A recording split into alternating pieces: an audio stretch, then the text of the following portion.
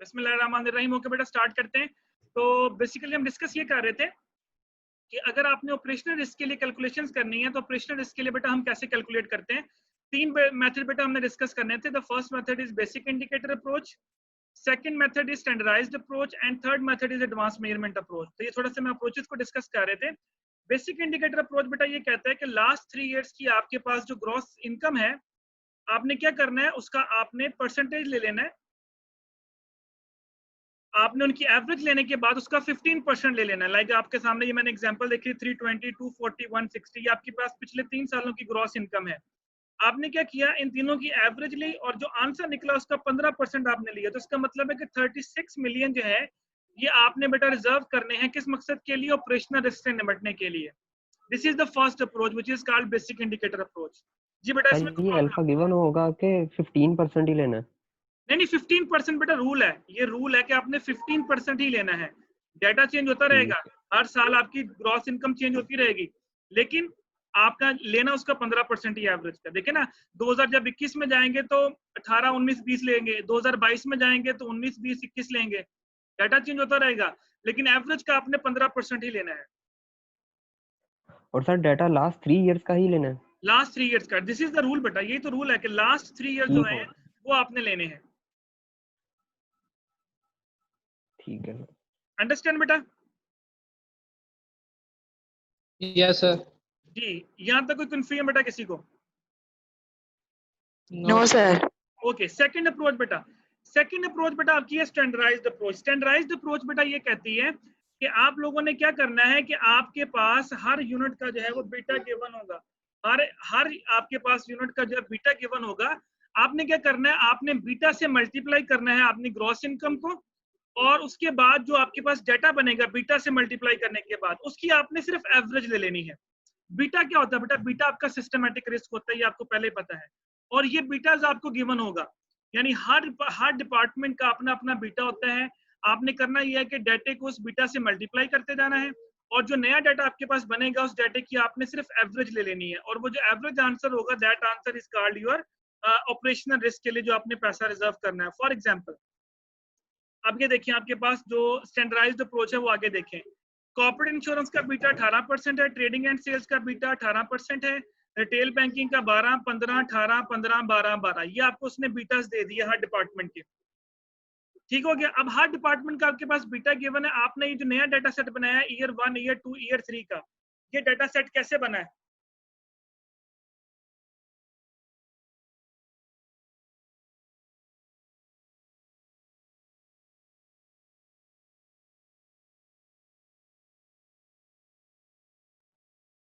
ये बेटा data set कैसे बना है? अब ये देखें, ईयर 1 के लिए 40 मल्टीप्लाई बाय 0.18 करें जरा साथ साथ। 40 मल्टीप्लाई बाय 0.18 देखिए 7.2 ही आ रहा है। ये जो आपके पास जी सर, ये यस सर 7.2। ये यस सर, ये ईयर 1 का डाटा जो है ये ईयर 1 के बीटा से मल्टीप्लाई करके ये डाटा बनाया गया। इसी तरह जो ईयर 2 का डाटा है, ये जिस तरफ आपके पास ईयर 2 के ग्रॉस इनकम थी उनको उनके बीटा से मल्टीप्लाई करके बनाया गया। ईयर 3 का जो डाटा है बेटा वो आपके पास ईयर 3 का जो इस तरफ डाटा था 20 मल्टीप्लाई बाय 0.8, 20 मल्टीप्लाई बाय 0.8, और ये डाटा बनाया गया। अब ये देखिए आपके पास अगेन 3 वैल्यूज आ गई है, 48, 36, 24। यहाँ पे देखिए 320, 240, 160 था। अब ये बीटा से मल्टीप्लाई करने के बाद आपके पास ये 3 आंसर्स आ गए। आपने सिर्फ करना ये है, इन तीनों आंसर्स की आपने एवरेज ले लेनी है। अब यहाँ पे कोई 15% नहीं लेना। जो आपके पास लास्ट 3 इयर्स का डाटा है, आपके पास ग्रॉस इनकम आई, आप बीटा से मल्टीप्लाई करने के बाद उन तीनों की आपने जब एवरेज ली तो आंसर निकला 36 मिलियन। लाजमी नहीं कि ये दोनों आंसर सेम ही आएंगे, आंसर डिफर भी कर सकता है। ये तो जस्ट बाई चांस आपका आंसर यहाँ पे सेम आ रहा है, उसने डाटा इस तरह से अज्यूम किया है। तो इसका मतलब ये हुआ कि आपने एवरेज लेने के बाद जो यहाँ पे आंसर बनेगा, इसका मतलब है कि आपको मैक्सिमम इतनी जो अमाउंट है वो आपने रिजर्व करनी है। जी बेटा, इसमें कोई problem? No sir. No sir. Understand?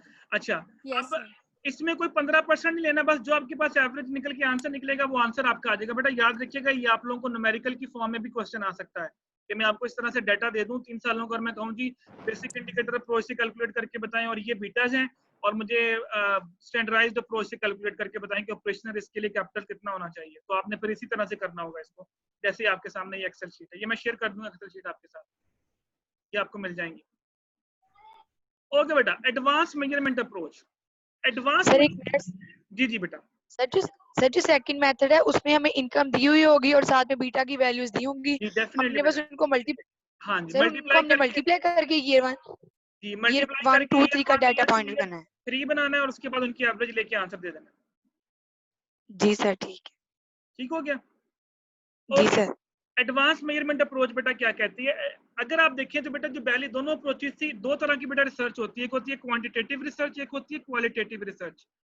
Quantitative research में हम क्या करते हैं? क्वांटिटेटिव रिसर्च के अंदर बेटा हम मैथमेटिकल कैलकुलेशंस करते हैं। जैसे अभी आप लोग यहाँ पे मैथमेटिकल कैलकुलेशंस कर रहे थे, 15% लिया, उसकी एवरेज ली तो आपके पास आंसर आ गया। एडवांस मेजरमेंट अप्रोच है, it's a combination of mathematical plus qualitative data. Advance measurement approach कहती है कि आप ये दोनों अप्रोचेस भी यूज करो जो आप कर रहे हो, लेकिन साथ में क्वालिटेटिव रिसर्च भी करो। क्वालिटेटिव रिसर्च का मतलब क्या है? ये टेक्निक ये कहती है कि आप एक क्वेश्चनर डेवलप करें और उस क्वेश्चनर के जरिए लोगों से मसले मसाइल पूछें, उनके क्या मसले मसाइल हैं। क्वेश्चनर डेवलप करें, अगर फॉर एग्जांपल एम्प्लॉइज जॉब छोड़ के जा रहे हैं तो क्वेश्चनर इस तरह का बनाएं, उनसे रीजंस पूछें क्यों जॉब छोड़ के जा रहे हैं। अगर आपके एम्प्लॉय सही तरह से परफॉर्म नहीं कर रहे तो एक क्वेश्चनर डेवलप करें, उनसे क्वेश्चनर फिल करवाएं और उनसे पूछें कि वो क्यों जॉब क्यों मोटिवेट नहीं है। अगर कोई टेक्नोलॉजिकल चेंज आ रही है, कोई प्रॉब्लम आ रही है ट्रेनिंग, मीन दैट आसान अल्फाज के अंदर कि आप लोगों ने क्वेश्चनर के जरिए लोगों से मालूमात लेनी है और फिर वो जो मालूमात आपके पास आएंगी उसकी बेस के ऊपर भी आपने अंदाजा लगाना है कि आपको ऑपरेशनल रिस्क के लिए पैसे कितने रखने पड़ेंगे। फॉर एग्जांपल अगर एम्प्लॉइज आपके ज्यादातर एम्प्लॉइज ये आंसर दे रहे हैं कि यार हम फलां बंदे से सेटिस्फाइड नहीं है, वो यहाँ पे ये मसला है, तो आप अंदाजा लगा सकते हैं कि फ्यूचर में ये लोग जॉब छोड़ के जा सकते हैं। तो एडवांस मेजरमेंट अप्रोच बेटा ये कहती है कि आपने क्वांटिटेटिव प्लस क्वालिटेटिव दोनों मेथड को यूज करना है और उसकी बेस के ऊपर फिर आपने अंदाजा लगाना है कि आपने कौन सा मेथड मतलब कितने जो पैसे जो हैं वो आपने रिजर्व रखने हैं। अब यहाँ पे मैं क्वेश्चनर डेवलप नहीं कर रहा आप लोगों के लिए, आप लोगों ने शायद क्वेश्चनर कभी फिल किया हो, कोई रिसर्चर जब आते हैं आपकी यूनिवर्सिटी में भी आते होंगे कोई थीसिस वगैरह के स्टूडेंट, तो क्वेश्चनर फिल करवाते होंगे आप लोगों से। जी सर हमने जी सर। हमें एक वो जो प्रोजेक्ट भी किया था उसमें क्वेश्चन हमने करते करा। वो जो क्वेश्चन आपने फिल किए होंगे वो क्वालिटेटिव रिसर्च होती है। अब उन क्वेश्चनर की मदद से अंदाजा लगाते हैं कि क्या मसले मसाइल है। एडवांस मेजरमेंट अप्रोच क्या कहती है? It's a combination of quantitative and qualitative approach. वो कहती है कि क्वांटिटेटिव भी लाइन जिस तरह अभी हमने ये क्वांटिटेटिव किया बेसिक इंडिकेटर से स्टैंडर्डाइज से, कहती है ये भी ठीक है, लेकिन साथ में लोगों से पूछे उनके क्या मसले मसाइल हैं। Then you will have to take an idea. फिर आपको आइडिया लेना चाहिए कि हमें ऑपरेशनल रिस्क के लिए कितना कैपिटल जो है वो रिजर्व करना है। तो इस अप्रोच के लिए मैं कोई आपको स्पेसिफिक करवाऊंगा नहीं, बस जस्ट आपने ये याद रखना है कि ये अप्रोच कहती क्या है। ठीक हो गया बेटा? जी ओके। सर। अब आता है बेटा कि आपका categories of risk. Categories of risk का मतलब होता है कि आप का जो ऑपरेशनल रिस्क है वो किन किन वजूहात की वजह से बेटा आपको फेस करना पड़ता है। ये कुछ रीजंस लिखी हुई हैं जिनकी वजह से आपको ऑपरेशनल रिस्क जो है वो फेस करना पड़ता है। अब आपके सामने बेटा देखें, the first reason of operational risk is internal fraud. अगर आपके एम्प्लॉयज इंटरनल फ्रॉड करना शुरू कर दें, मतलब जिस तरह हम कहते हैं रिश्वत लेना शुरू कर दें, रिश्वत लेके कोई गलत काम करना शुरू कर दे, तो ओवरऑल नुकसान किसको होगा? कंपनी को होगा। तो इंटरनल फ्रॉड की वजह से भी बेटा आपको जो है ये रिस्क फेस करना पड़ सकता है। अगर आप देखें तो जो पहली स्लाइड थी ना, ये देखें जो पहली स्लाइड थी जो मैंने स्किप की थी, ये देखिए यही चीजें लिखी है, internal fraud, external fraud, employment practices. ये मैं आपको बताता हूँ ये 1 by 1 क्या है। और नीचे उन्होंने ये एग्जांपल दी हुई है हिस्ट्री के अंदर, किस बैंक ने क्या इंटरनल फ्रॉड किया, उनको क्या नुकसान हुआ, एक्सटर्नल फ्रॉड की वजह से किसको क्या, ये एग्जांपल्स दिए हैं गिवन क्यों। ये पास्ट के अंदर कुछ कंपनियां डूबी इन रीजंस की वजह से, तो ये एग्जांपल्स आपने खुद पढ़ लेनी है कौन कौन सी कंपनियां डूबी, क्यों डूबी। एक्सप्लेन मैं कर देता हूँ ये होता क्या है, उसके बाद आपने इन एग्जांपल्स को देख लेना। ये फर्स्ट स्लाइड आपकी यहीं से स्टार्ट होती थी जो मैंने स्किप की थी, लेकिन पहले मैं आपको ये बताता हूँ ये चीजें होती क्या है। एक्सटर्नल फ्रॉड बेटा, अब एक्सटर्नल फ्रॉड क्या होते हैं? आपने कोई चीज सेल की किसी पर्सन को, आपने उधार पे दी, उस बंदे ने आपके साथ कोई फ्रॉड कर दिया। जिस तरह अक्सर बेटा आपके साथ फ्रॉड हो जाता है, हम कहते हैं जी हमने प्लॉट खरीदा, वो नकली निकल आया, जाली निकल आया, वो पहले किसी और के नाम पे था। मुख्तलिफ रीजन हो सकती हैं। तो अगर कोई कंपनी के साथ बाहर से, आपका अपना बंदा नहीं, कोई बाहर का बंदा आपसे फ्रॉड करता है, that is called external fraud. अब बहुत से बेटा आपके एग्जांपल्स मिलेंगे यहाँ पे भी देखिए बहुत से फ्रॉड होते हैं। अक्सर अगर आप देखें अपने स्पेशली प्रॉपर्टी बिजनेस के अंदर देखें तो एक प्लॉट 4-4 5-5 लोगों को बेच दिया जाता है, तो वो भी आपके एक्सटर्नल फ्रॉड के अंदर ही आता है। Employment practices and work place safety बेटा, बाज दफा जो आपकी वर्क प्लेस होती है वो ज्यादा सिक्योर और सेफ नहीं होती, जिसकी वजह से एम्प्लॉयज जो है वो डीमोटिवेट रहते हैं, यानी उनका वर्किंग एनवायरनमेंट इतना अच्छा नहीं होता। जब आप अपने एम्प्लॉयज को वर्किंग एनवायरनमेंट अच्छा नहीं देंगे तो बेटा वो हमेशा डीमोटिवेट रहेंगे। जब वो बेटा डीमोटिवेट होंगे तो वो प्रॉपर्ली परफॉर्म नहीं करेंगे, जब प्रॉपर्ली परफॉर्म नहीं करेंगे तो डेफिनेटली बेटा आपके बिजनेस को जो है वो ऑपरेशनल रिस्क फेस करना पड़ेगा। तो आप ये समझ लें ये कुछ रीजन हैं ऑपरेशनल रिस्क जिसकी वजह से आपको फेस करना पड़ता है। Client, product and business practices, बेटा वही वाली बात है, अगर आपकी रेपुटेशन ठीक नहीं है, आप अपना काम टाइमली नहीं करते, आपके जो प्रोडक्ट्स हैं आप दिखाते कुछ हैं बेचते कुछ हैं, आप अपने क्लाइंट्स के साथ प्रॉपर तरीके से बात नहीं करते, तो क्या होगा? जब आपके क्लाइंट सेटिस्फाइड नहीं होंगे तो आपका बिजनेस नहीं रन होगा, जब क्लाइंट नहीं मिलेंगे तो आपका बिजनेस डेफिनेटली बेटा प्रॉफिट की बजाय किस में जाएगा? लॉस में जाएगा।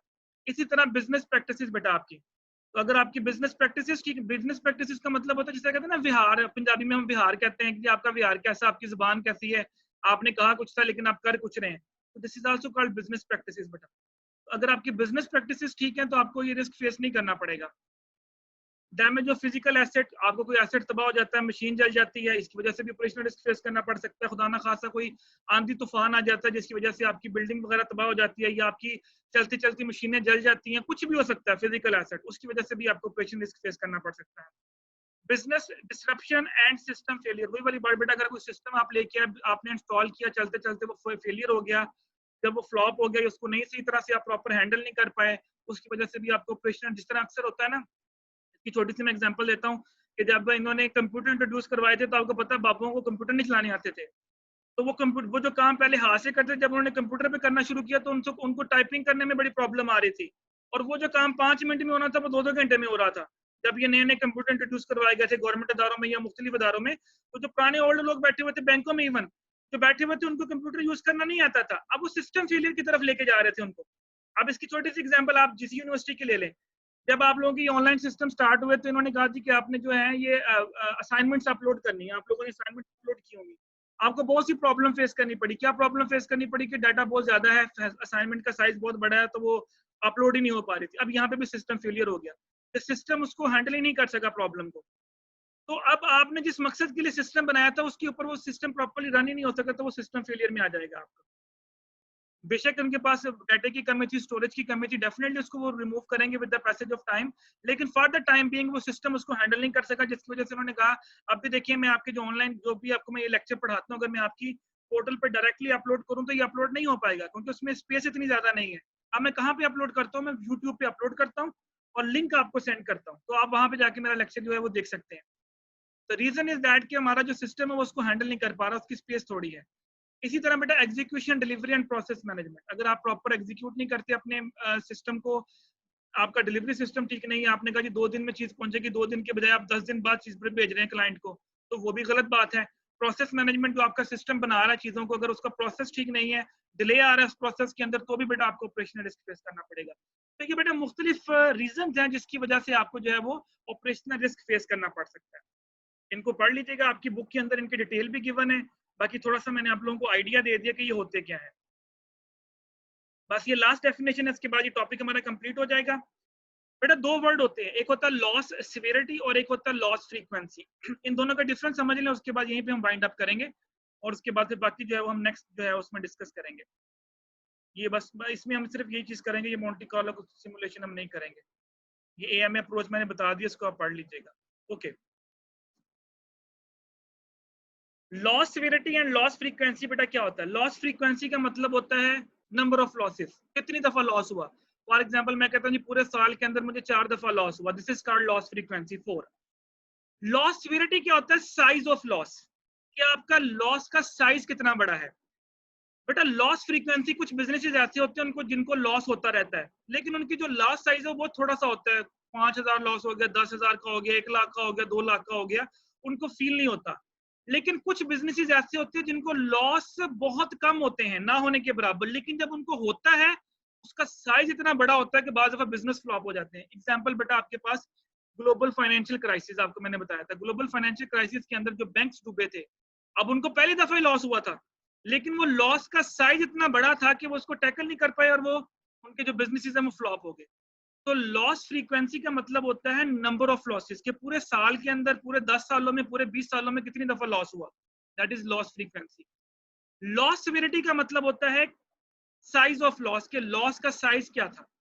इसलिए बेटा कोशिश करना चाहिए कि हमें लॉस सिवियरिटी से बचना चाहिए, यानी लॉस के जो साइज है उससे बचना चाहिए, और उससे बचने का बेहतरीन हाल ये होता है कि आप अपने रिस्क को प्रॉपर्ली मैनेज करें। जितना आप प्रॉपर्ली रिस्क मैनेज करेंगे, आपका जो लॉस सिवियरिटी है, जो साइज ऑफ लॉस है, वो उतना ज्यादा रिड्यूस होता जाएगा, अगर खुदा ना खास्ता आपको लॉस का फेस करना पड़ता भी। अब इसकी छोटी सी एग्जांपल आप कोरोना वायरस की ले लें। कुछ बिजनेसेस ऐसे हैं जो हमेशा प्रॉफिट में जा रहे थे पिछले 5-6 सालों में, लेकिन ये यकदम कोरोना वायरस आया और मे पॉसिबल उनका लॉस का साइज इतना ज्यादा बढ़ गया कि अब वो टैकल नहीं कर पा रहे।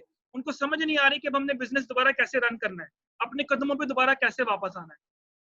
तो इसलिए बेटा जो लॉस फ्रीक्वेंसी होती है वो इतना लॉस नहीं करती जितना आपको लॉस सिवियरिटी नुकसान पहुंचाती है। तो अगर आपको लॉस, छोटे छोटे लॉस हो रहे हैं तो आप उनको टैकल कर लेते हैं, लेकिन अगर आपका साइज ऑफ लॉस बहुत ज्यादा हो जाएगा तो फिर आप उसको टैकल नहीं कर पाते, जिसकी मैंने एग्जांपल अभी आपको दी, कोरोना वायरस की भी और ग्लोबल फाइनेंशियल क्राइसिस। यहाँ तक बेटा कोई प्रॉब्लम तो you can ask any question, any one of you, इसी पॉइंट की समझ ना आई हो। No sir. अंडरस्टैंड बेटा? Yes sir. चलें यहीं पे हम स्टॉप करते हैं बेटा। नेक्स्ट जो हमारी क्लासेस होंगी, जो नेक्स्ट वीक में क्लास लूंगा, वो मैं आपको यहीं से आगे कंटिन्यू करूंगा, और आगे हम लोग जो टॉपिक है वो थोड़ा सा न्यूमेरिकल टॉपिक है, वो डिस्कस करेंगे कि वो हमने कैसे करना है उसको, and that is also very important topic. तो आप लोगों ने वो वॉर और ईएसएस के क्वेश्चंस कर लेने, अगर उसमें कोई प्रॉब्लम हो तो वो भी आप मेरे से डिस्कस कर लीजिए। जी यस सर। सर। ठीक हो गया? चलें बेटा, यस जी सर। ओके बेटा, अल्लाह हाफिज। सर, अल्लाह Okay, sir. हाफिज। अल्लाह हाफिज।